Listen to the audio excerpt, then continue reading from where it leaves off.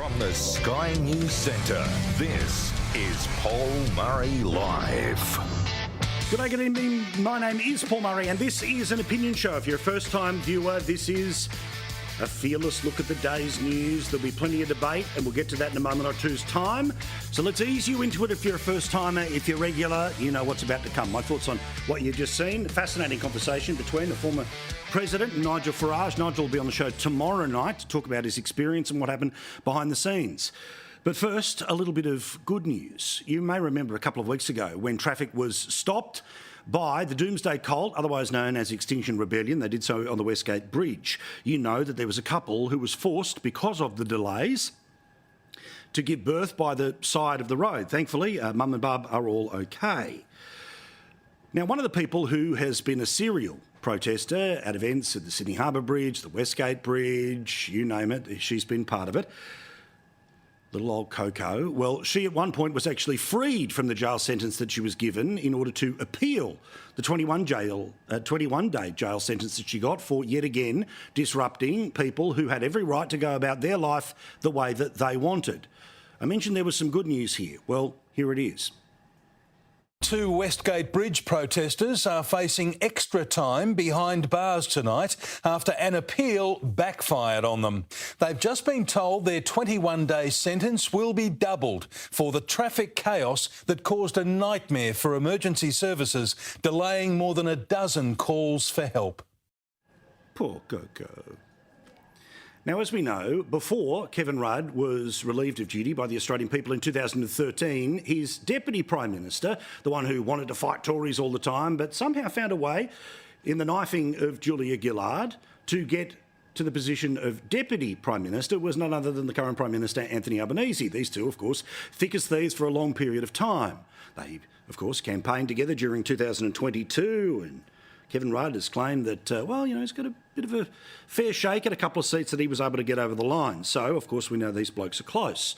But we were told that there was no chance. There was no chance to the rumour. In fact, it was a News Corp conspiracy that there was going to be a plan to send the man who used to be the Prime Minister, used to be the Foreign Minister, wanted to run the United Nations, to the only job that was kind of left for Australia to do, and that was to make him the ambassador for Australia should his former Deputy Prime Minister become the Prime Minister. Of course, it wasn't true. And then it was true, because it was always going to be true. It was the quid pro quo for the assistance and staying quiet and helping bash up Morrison in the 2022 election. Now, also the assumption was that this man was right for the times because America had moved on from Donald Trump. As we know, he has tweeted and said plenty of things, including this, which Donald Trump is a traitor to the West. Murdoch was Trump's biggest backer, and Murdoch's Fox Television backs Putin too. What rancid treachery. He did plenty of media tours, this one on CNN, where again he was fitting into what the zeitgeist of the moment was, which was, we're done with Trump, Trump will never come back, there's no chance of him ever coming back. There are still people who practice this Trump derangement syndrome to this very day, like this lady on MSNBC. And this madman, whose brain is clearly addled and little more than a ball of smooth clay at this stage of its deterioration. And there are people who still care what Stormy Daniels has to say. Remember the porn star? I was very relieved when Gina started reaching out and offering me the chance to keep it quiet. I was terrified. I mean, people had been suspiciously killed for political reasons.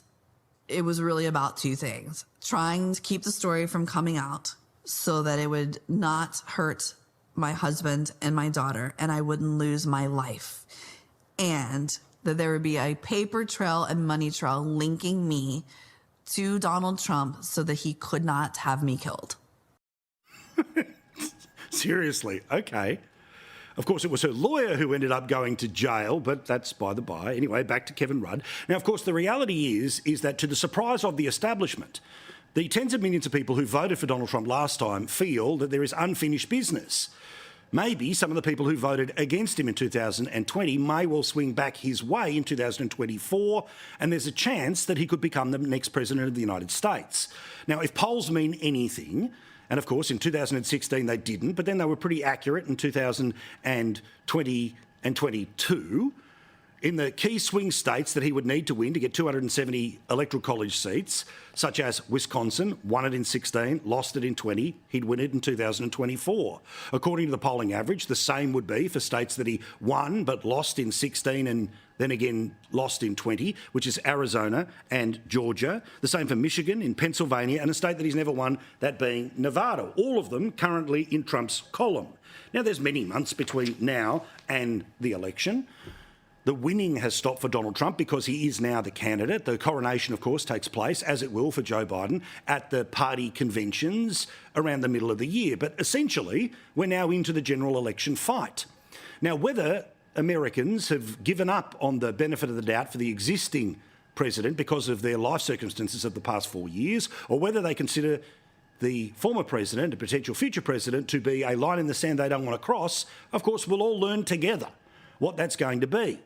But it is a slight problem if you are the ambassador for Australia, who has relationships like AUKUS, like the Quad, like so many other financial and national security relationships, that if you are the representative of the country that Australia and the United States, of course, have such relationships with, if you're somebody who has said the things that Kevin Rudd has said about the former president, on the assumption that he would never return. But if he returned, how would it work?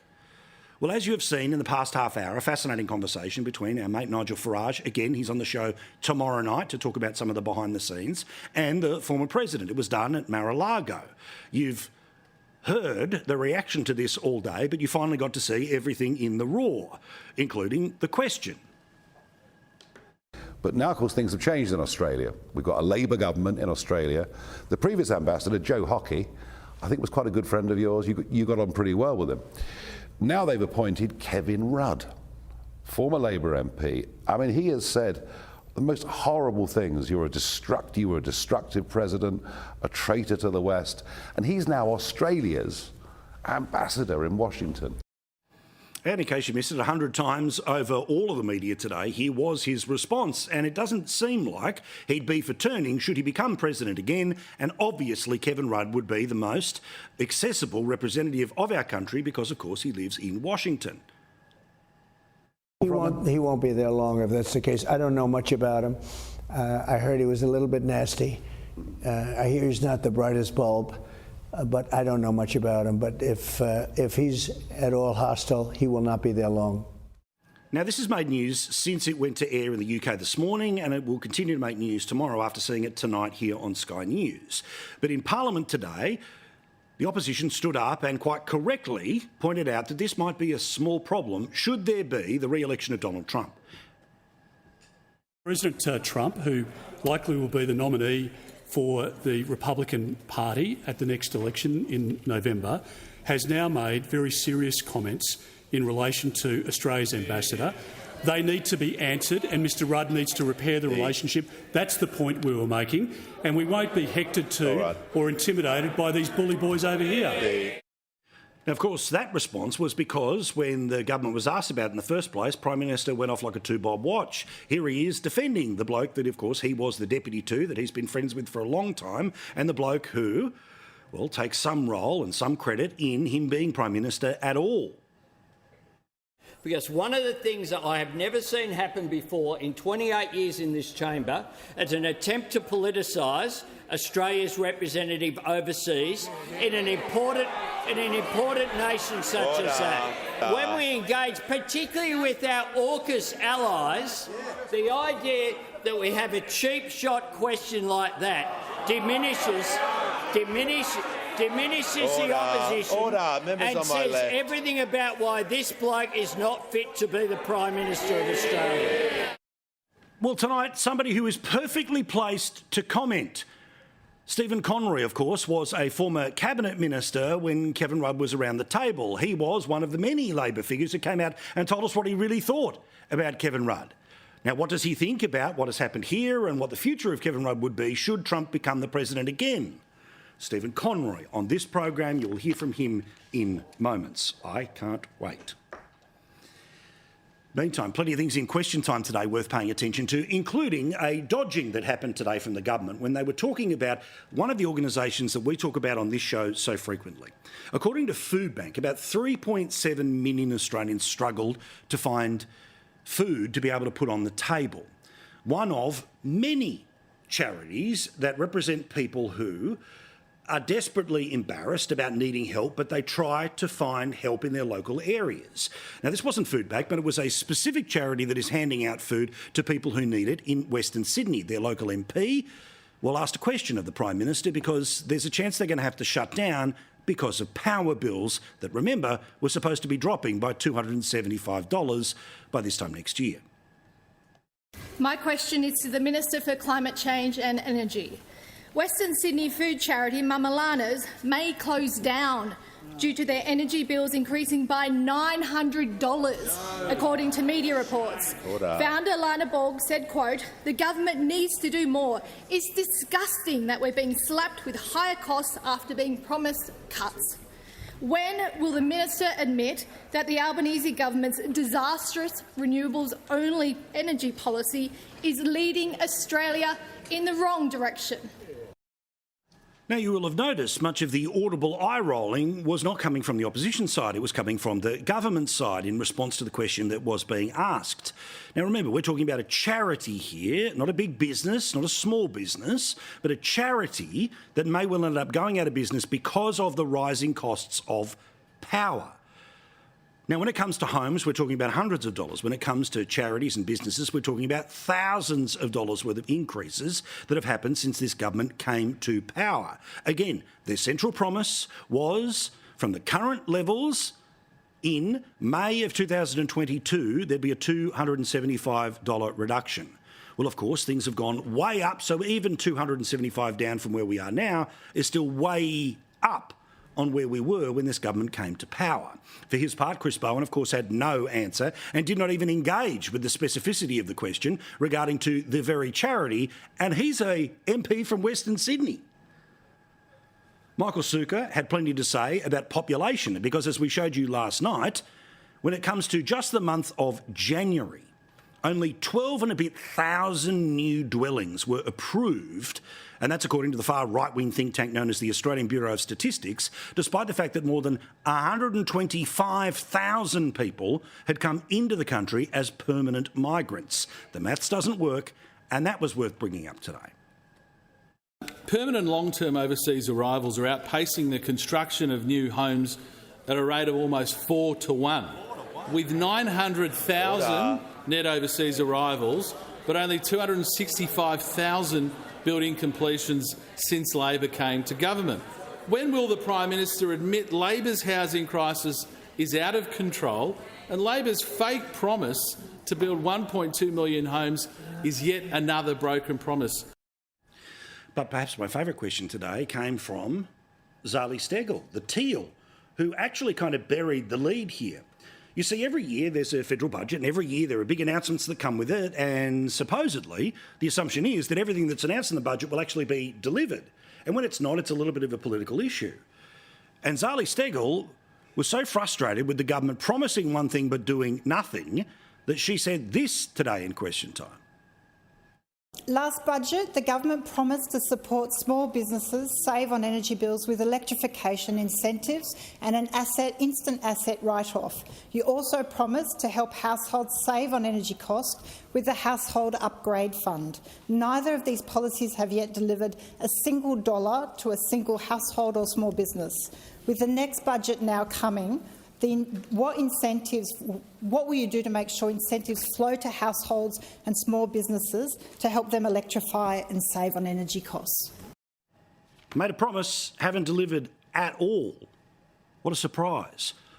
Also, the Liberal Party started to use this term over and again in Question Time today, and I thought it was important to play to you tonight because obviously you were busy having a life and didn't see Question Time today. Is leading Australia in the wrong direction. The Prime Minister is taking this country in the wrong direction. Why is the Prime Minister taking this country in the wrong direction? Well, the majority of people that are asked in a poll, which is popping up so frequently in what I call the Turnbull Times, otherwise known as The Guardian, which shows us that the blue line is Australians who believe the country is headed on the wrong track. From about 12 months ago, it has been pretty consistent, and right now we are talking about a number that is in the, just below 50%. Best part is now 49% of people who believe the country's headed in the wrong direction. Now, the Prime Minister responded to all of this today, and the reason I'm giving you a blow-by-blow is because I like you to see the messages that they try to pump out there. Now, again, huge number of people who thought that the country was headed in the right direction for the first year of the government, who think it's headed in the wrong direction for the second year of the government, and the Prime Minister has the gall to say this. But we'll continue to not be complacent, we'll continue to work each and every day in the interests of working Australians getting ahead. Really? If that's the case, could somebody please explain to me how this government is standing by its decision last year to take $1,500 off 10 million workers? That was the automatic tax return. There's no difference in the cost of living strain that Australians live, yet an extra $1,500, by the way, of your own money, to be able to pay off major bills. Well, this government says, no, you're not allowed to have it. You should be thankful because under the tax cuts that they passed, those on low incomes are going to get just $15 a week. And then there's the central lie, the ongoing lie, the load of bull, when they say we're doing everything we can about cost of living. This government, when it came to power, the amount of money that Australians paid on fuel excise was just 23 cents per litre of petrol. They increased it, not to what it was, but to an even higher number at now 49 cents per litre. If the Prime Minister is serious about doing something about cost of living, he wants to get to as many people as possible, then why not halve the tax that he takes every single time you fill up? But easily, the most underperforming minister in the federal government right now is Andrew Giles. He is the idiot immigration minister who works underneath clueless Claire O'Neill, the Home Affairs minister. Now, just to go through some of his lowlights here, remember after the High Court made the decision that people had to be released from indefinite detention, they were released without visas. Then it turned out that the visas that some of them ended up going on to, well, they were invalid. Meaning that people who were supposed to be wearing monitors or turning up constantly to tell us where they are, people who have very serious criminal convictions, well, those people, of course, didn't for a while because the paperwork didn't work out. And then he first blamed the Abbott government, but the reality was that he lied too, because that policy went back to a few weeks before Kevin Rudd and Anthony Albanese rolled Julia Gillard. But details, right? But the reason this bloke has to go, particularly tonight, and while he should have gone a long time ago, it's because he has failed to deliver on this central promise that he keeps pretending he means. Community safety has been our number one priority. Well, let's have a look at a story that was broken today in the Australian newspaper.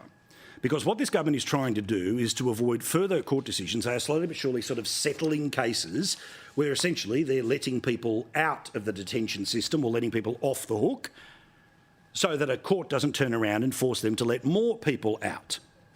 But have a listen to this. The bloke who says that your safety matters. The bloke who says that they would never compromise community safety. And forgive me, there's a detail in here which is going to be unpleasant for some people, but you need to hear it.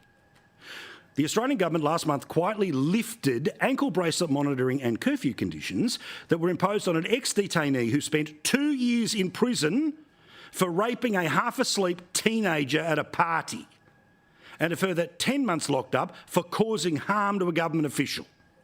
One of these cases in which the Australian understands the Immigration Minister, Andrew Giles, has agreed to lift monitoring conditions was brought by a 42-year-old Cuban entertainer who attacked the 19-year-old girl at a party without using protection in 2009. Why is that bloke not wearing an ankle bracelet? Why do we not know where that person is? Why does the minister who claims that your safety matters let this bloke have the same sort of monitoring that any other good and decent Australian citizen would not have? For very obvious reasons, this is yet another reason why this idiot, terrible minister must go. But of course that would require a Prime Minister who thinks what is happening under his watch is wrong. Today they were all celebrating in the Canberra Club because China paid us a little visit. The Foreign Minister from China visited here to meet our Foreign Minister after a trip through New Zealand yesterday.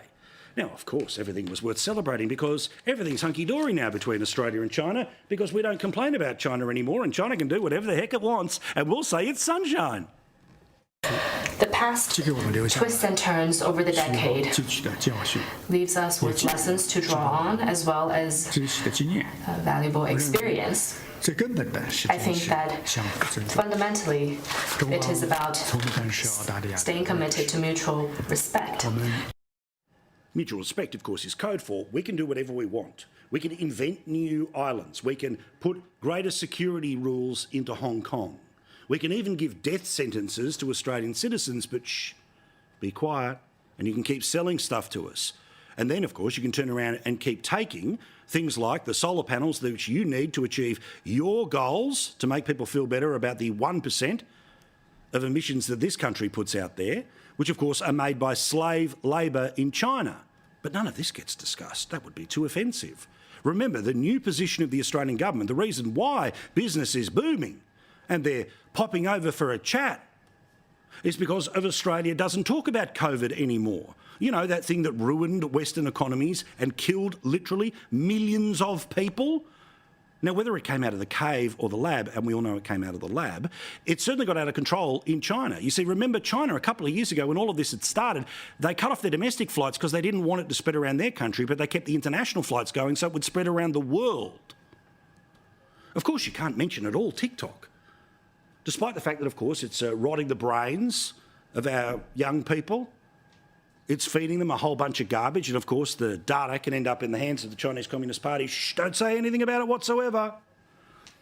You can allow Chinese superannuation funds, that's the code, to be able to invest in our real estate market, where people who have no plans of actually living in any of those homes end up blasting away because they have unlimited money. The kids who want to buy their first home here in Australia, but shh, don't talk about it. Of course, it's a complete coincidence that the Trade Minister just this week in the Parliament said that New Zealand, not Australia, was our most trusted, New Zealand, not the United States, got a lot in my head tonight, is our most trusted ally. And of course, it's a complete coincidence that while Australia was trying to get the Chinese not to dump cheap crap wind farms onto the international market, affecting the price of them, well, of course, that had nothing to do with the fact that we turned around and we stopped complaining about that. And then just magically, our wine tariffs are expected to be gone by the end of the month. Oh, but according to our Foreign Minister, who raises none of the issues that I've just talked about, because, you know, she's better at diplomacy than anyone else, has recalibrated the relationship to the shh, don't say anything. She says there's no quid pro quo, of course, none at all. The government has now dropped its anti-dumping action against Chinese wind turbines. The Global Times says this shows Australia's distancing itself from the anti-China position of the US. Is this a quid pro quo? There's no relationship between the wine dispute and the steel disputes. Minister Husick has made has made a decision based on the apolitical and evidence-based recommendation from the Anti-Dumping Commissioner. Now to Queensland. Why would anyone believe the Queensland Premier Stephen Miles, old mate Giggles Miles, who of course was laughing when asked a question about youth crime, but no, you didn't see anything. He wasn't laughing at all. Yes, he was laughing. The bloke who, of course, lied to Queensland Parliament about sending a fellow Labor MP a text message for them to jump up and disrupt a question time. I thank the member for Burleigh. I can. Until, of course, Channel 9 exposed that, yeah, he did it and they had the text message. Last night it was brought to my attention a photograph taken in the chamber while the Legislative Assembly was sitting. I wish to update the House and advise that I, as the member for Murrumba, did text the member for Palmerston during question time, which was the subject of the member's question. So we know he's a liar about an awful lot of things, but proven caught red-handed. If anyone had any decency, and he certainly doesn't, you resign. But he's there and he thinks he can win the next state election. But as we know, Issues are in and around what will and won't happen when it comes to the 2032 Brisbane Olympics. At one point, he wanted to knock down the Gabba and rebuild it, and then he worked out that that was going to cost a lot of money. Queenslanders, during a cost of living crisis, probably not that excited by it, so he's turned around and done some sort of half-assed version around the old place, the old QE2 stadium. That is where Matilda went around during the Brisbane Commonwealth Games of the 1980s, and the Broncos played for the first couple of seasons before they moved to Lang Park and, of course, the beautiful Suncorp Stadium, which exists now. But there was, again, a story on Channel 9 News continuing their record of calling out this idiot, calling out this liar, where they claimed that there was a discussion held around the Cabinet table this week about cancelling the Olympic Games. I can reveal the Queensland government sought advice and considered cancelling the Brisbane 2032 Olympic Games. Amidst controversy and public backlash over stadium plans, including the knockdown and rebuild of the Gabba, the government asked for advice about the potential cost and legal fallout involved in abandoning the Games. Now, because Giggles has already been caught lying to Parliament, when asked about this question, he had a creative way of not telling the truth but not lying. Did the government discuss cancelling the Games in Cabinet on Monday? We don't discuss what is discussed in Cabinet, and I don't intend to do so here today. Member for Theodore. But 6 o'clock tonight in Brisbane, guess what? Bubble burst. The Premier's office reacted by issuing swift denials, but 9 News has again confirmed with multiple sources who were inside the Cabinet room that cancellation costs were discussed on Monday, with advice given that it would cost at least $500 million and potentially up to $1 billion to get out of hosting the Games. And I think we can read between the lines, because the lady who wanted to take him on to be the Premier, the current Health Minister, again, another useless example of a politician who should be shown the back door towards the end of the year. Come on, Queensland, you know you can do it. You can break up with these people. It'll all be okay. You'll still have an Olympics, but you'll have a better government. Shannon Fentiman will read between the lines of what she says when asked by the reporter who broke the story to confirm the story. What was your response when the cost of the cancellation of the Olympics was raised within government? I want to be very clear. I'm not going to talk about discussions that happen at Cabinet. So it was discussed at Cabinet? I am not going to get into any discussions that did or did not happen. But if it didn't happen, you'd be able to discuss it? What I will say to you is there was one decision out of Cabinet and the Premier made that announcement. Decision, not discussion, you notice? Decision, not discussion. Pay attention, certainly we do, and I'm very pleased that at least somebody in the Queensland media is doing so, and you're seeing that right now playing out at 6 p.m. We will continue to discuss it for obvious reasons. Tasmania, 4 days to go before there's a state election there. Of course, last standing Liberal government going for another term, but because of some of the changes that they have put in place, most likely they won't end up in a majority. Instead, everyone from the Jackie Lambie party, and I've got a bit to say about them tomorrow, because they're openly admitting on television they have no policies, they have no idea. But still, we'll get to that in a moment or two's time. Today, there was the People's Forum. It took place in Hobart. My friend and colleague, Kieran Gilbert, holding the microphone, and here were some of the questions. You said that you were aspiring to produce or promising to give a $400 reduction in electricity to Tasmanians. Is that going to be in addition to the $275 that the Prime Minister promised before when he was in your position? You're announcing so many policies this election. Why should we believe you in your promises when you've had 10 years to fix these issues? So I have a question for the leaders. What are they going to do about the cost of living for Tasmanians? What will you use with the revenue from the stadium? Will that get reinvested into the state? Obviously, the stadium will attract a lot more events. So if you guys are smart, please reinvest in the state. So let's talk about the stadium, which people outside of Tasmania think is the only issue that's on the ballot paper. No, there's plenty of issues, local ones, and we respect those. But this new stadium, which is on its way for the northern part of Hobart. People in the far north of the state, they don't want it at all. Instead, they'd like a little upgrade maybe of Lonnie Stadium, but we all know the story. The only way the AFL was going to give Tasmania a team was if the state government got together with some private companies and built the new stadium. That's what the promise is of not just this Premier, but of course the Labor Prime Minister. However, the Labor opposition leader was dead against it, but now is kind of dead against it, claiming that they will not build the stadium, but they'll keep the team. But of course the AFL has said, the only way to keep the team is to have the stadium. Well, there was some interesting politics that was played this week, and I've got to say, the man who's searching for meaning behind meaning sometimes thought, well, this is all a bit clever, about why the Tasmanian Devils were formally announcing their foundation memberships this week during an election. Why are they showing their jerseys this week during an election? Are they trying to make it an election issue? Well, one of the things that became available this week was $10 foundation memberships, which you can get if you want to on the Tasmanian Devils website, and you can become a founding member for $10. And you can choose which sticker you'd like to put on your car, and you can tell everyone forever when in 20 years they might win the comp that you were a founding member. And about 100,000 people have done it. It is very impressive considering, obviously, you don't have a team, but you've got 100,000 members. Only problem is, the memberships only cost $10. Now, of course, there's no footy team to cheer on. There's a jersey if you want to buy it eventually when it's available in the shops. But essentially, the team doesn't exist. So for them to have 100,000 members is a bit of a political message in the final week going into a campaign. But also that 100,000 members, which is nothing to sneeze at, is nowhere near what you will actually pay for a membership when they start playing in that stadium if it is built. We had a look today, and from the you can sit at home and maybe have a sticker all the way through to the best seats in the house. Well, they'll cost you, in Sydney, somewhere between $25 or $1,200. For Collingwood, it'll be up to $660. Or, if you're Stephen Conroy, you've probably got a mate. That's slander, he will say.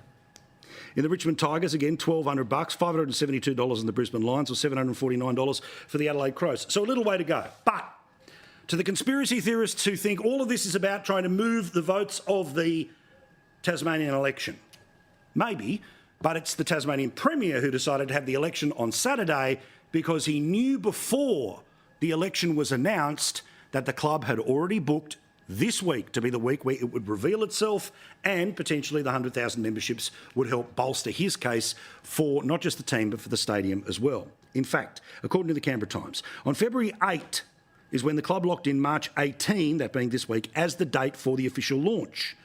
It was 6 days later when the Premier had called the state election. So if anyone has taken the gamble, it is the Premier who decided to front and centre in the final week. 100,000 memberships is either a show of strength that helps get him over the line on Saturday, or it brings up the issue that caused him so much trouble when all of this was first announced. Watch this space. Full coverage, 6 o'clock this Saturday night of the Tasmanian election here on Sky News. To respond to my slur, but more importantly, what does he really think about Kevin Rudd as the Washington ambassador? Stephen Conroy, Bronwyn Bishop, right after the break. Thanks for watching.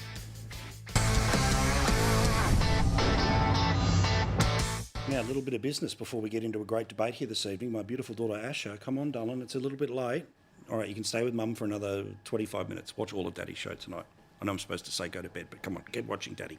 Love you, darling. Love your mum too. All right, let's get to Bronwyn Bishop, Stephen Conroy, who I know would never disappoint his daughter either. No, both of you would never do so. So whatever Ash wants to do, she can do for the next little while. And Stephen, give me the 5-second version. Do you pay in full for your Collingwood memberships, or do you know people who know people? No, absolutely paid in full for the last 25 years. I think I'm a 25, 26-year member, but reserve seat, member, the whole bit. Paid all by myself. All right. See, that's the kindest thing I'm going to say to you for the next few minutes, because you've had plenty to say about Kevin Rudd. Never a fan of Kevin Rudd was you. Well, you've just heard what Donald Trump's had to say about Kevin Rudd. So do you think that we obviously wait till November, there'd be 3 months till January 20. Would Kevin Rudd still be the ambassador of Australia on January 20 should Trump be sworn in next year? Look, I've watched the clip, and it's quite a short clip. I'm reasonably sure that Donald Trump really wasn't expecting that question, and therefore I don't know he would have had a lot of information about Kevin, other than what was put to him in that question. But Kevin and I aren't friends. That's no surprise to anyone on your show or this panel. I don't think we've probably spoken since 2013. Here comes the but. Here comes the but. But in the type of position that he's in as an ambassador, you pay on results. And to Kevin's credit, he's delivered the vote through Congress on the agreement to sell Australia the US nuclear submarines. Now, you've got to give him a big tick for that. And I think, to be fair, Peter Dutton, just a very short few weeks ago, also congratulated Kevin on the role that he played. So in the type of job he's currently got, you pay on results, and he's delivered. And the message that comes back from people on both sides of politics that I talk to in the US is that Kevin is as relentless in pursuing Australia's interests as he was in pursuing various things that he was interested here in Australia. See, that's loyalty. That's loyalty. When you turn results. around and back him in after saying everything that you've just said, you can see how much this is hurting. Diplomatic Elvis, apparently, is Kevin Rudd Bronwyn. Do you think that should Trump win? And again, look, he's all fully set up for a Biden victory, and obviously in a 50-50 race, guess what can happen? Polls currently say that it would end up with Trump, but there's a long way to go. But do you think if Trump was elected on January 20, Rudd will still be our ambassador? Well, here's the problem, and probably not. And the reason is that you need an ambassador to be effective in getting heard, in getting your nation's point of view across.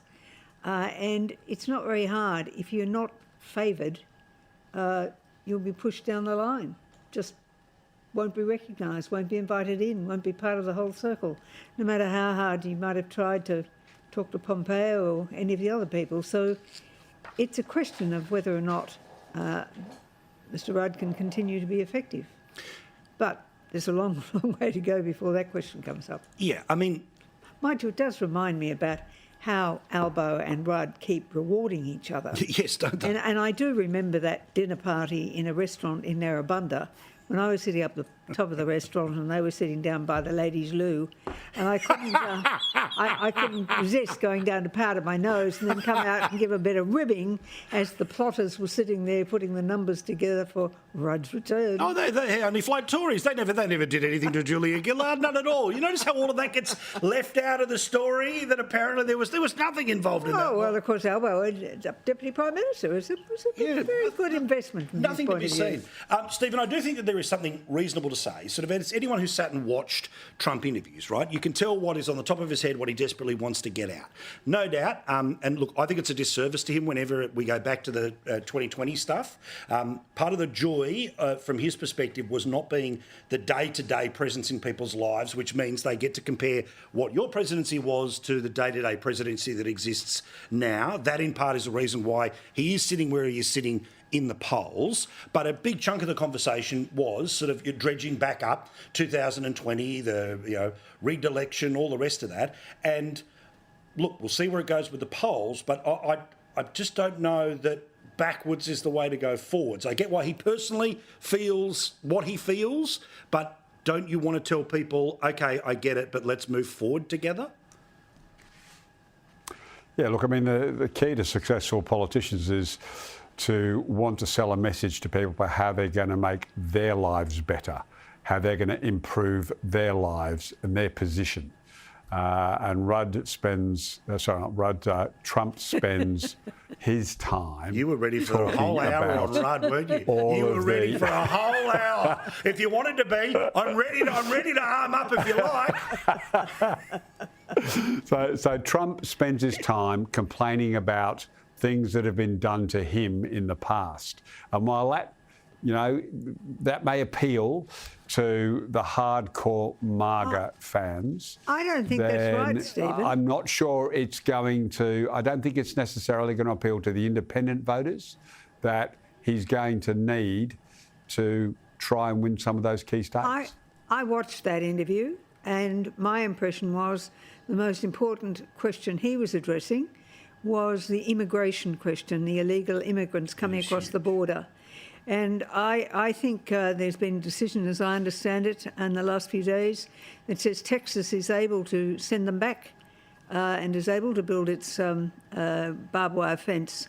So it is a very live issue for the United States. And when he's quoting the numbers that have come across, the criminality of the people who are coming across, I think it does. It is a touch point because it touches on people's jobs, way of life, And that was the main message I got out of that particular interview. Well, and again, he hits it out of the park every time about that issue because it is, I mean, literally millions of people that have been in since Biden has been there. But get to that rather than wallow in 2020. But let's speak about illegal immigration in this country. Let's talk again about Andrew Giles and what I mentioned at the start of the show. Could somebody please explain to me how this bloke is still in a job when a person who had committed what had happened to a 19-year-old girl is not somebody that we still have some sort of an ankle bracelet on? Why is he let off from an ankle bracelet?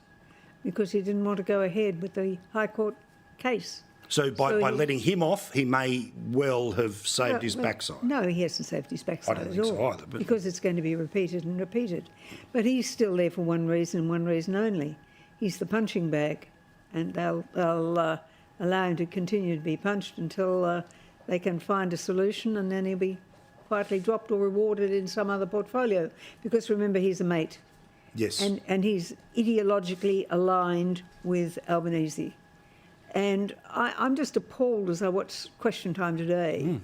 There is nothing that this government is prepared to take responsibility for. Even that last clip we had of saying, oh, you can't say nasty things about Rudd because Peter Dutton said nice things about him. No one's ever politicised a posting in the past. But it's as if he needs Dutton's approval to do anything. Yeah. It's really the most odd government I've seen in a long time. Yeah, I mean, Stephen, again, it is a brain teaser to me how this bloke is able to stay there. We get why, because, you can't possibly, once you move one minister once, then you've given into a whiff of scandal, and as long as we can keep the new car smell, everything's okay. But fair dinkum. I mean, he's clearly not up to it. If they want to keep him in multicultural affairs so he can continue to go and, help out the team. But seriously, in terms of a national security role that he has via immigration, get rid of him. Look, I mean, this is one we've argued about before, and we strongly disagree, Paul. The legislation that was rushed through Parliament, unanimously supported by Labor and Liberal, it was warned on day one that it was flawed. It was done before we'd seen the judgment and the reasons of the reasons for the judgment, and it was done in response to the Liberal Party demanding that the laws be passed instantly. The media were on it last week. And legislation. Stephen, well, I'm trying to be kind to you today. This is not the narrative. No, I'm not, Bronwyn. No, I'm not. This was a judgment of the High Court which affected one person only, and because of the ideology of the Prime Minister and the Minister, 149 people were let out. You are a smarter person than that. You know that when a piece of legislation is challenged and one person takes the test case and the legislation is proven to be flawed, you end up paying compensation if you keep the rest of them in jail. The problem is this, that the government made admissions in that High Court decision and said we cannot deport this person. That was an agreed basis upon which the judgment was made. And the High Court said where there is no chance of that person being sent out somewhere else. Otherwise known as the truth. Otherwise known as the truth, Bronwyn. I know that doesn't always rate highly in politics. Well, I could say the same about you, Stephen. They weren't going... I said in politics. I didn't say you, Bronwyn. Just remember all that power you had when you were Communications Minister and said it was unfettered and everybody had to wear red underpants on their head.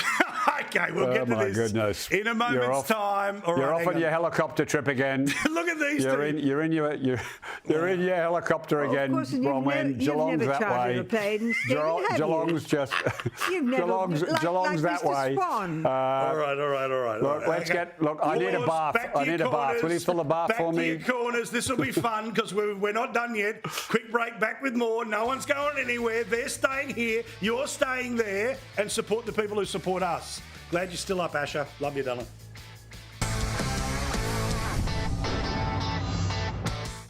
Now, according to the Financial Review today, Aaron Patrick decided to rank the 5 worst political decisions that have been made this century. Number 5, Victoria's lockdown. Number 4, Snowy 2.0. I'll get back to number 3 in a second. Number 2, the NDIS funding design. Number 1, the GST changes. The number 3 was the NBN. to discuss it is the father of the NBN, the man who, of course, put it all in place, and we've had plenty to say in the years since, despite the fact that, of course, I'm a customer, like many other millions of Australians, is, of course, Stephen Conroy, former Communications Minister, Bronwyn Bishop, former Speaker of the House. Well, congratulations, Steve, and is this one going to go up on the wall? The third worst political decision of the century. Well, look, I don't think Aaron, who I've known since he was 17, he's not a great friend of mine, and you can read his book just to check that out. But unfortunately, I wouldn't put, on his job application form, telecommunications expert. He clearly doesn't understand that other than Telstra, every other telecommunications company wanted Telstra structurally separated from its core network. And that's what we did. They weren't all prepared to jump in if you had any understanding of the sector. Actually, no, they weren't. When Helen Telstra was the actually minister, put a paper. yes, they were. Helen Coonan thought that broadband could only go 4 kilometres from an exchange. So let's leave Helen aside. So Soltraheo turned up. So, Stephen? That's a true statement. Did yours on the back I think of a so. You poster. need to watch the 7:30. So Telstra, this is just facts again, Bronwyn, and I know that you're not familiar with them. Telstra, Soltraheo turned up to Parliament House. He flew in on his jet. Could have borrowed your helicopter, but he flew in on the jet. We could have lent it to you. He then proceeded to hand a document to the government which said, yes. I am prepared to build a fibre network in 5 capital cities north and south of Sydney. Said it all. That's what Telstra offered to do. Aaron Patrick said it all. We've only got 2 minutes, guys. Those are just some facts. He said when business is willing and effective, governments should step aside, and that's what you should have done. Except business wasn't. The gorilla in the marketplace was blocking everything, Telstra, and they weren't prepared to build a national broadband network of fibre when you wrote to the it all home. on the back of a coaster, you signed it. It was a coaster I borrowed from your helicopter.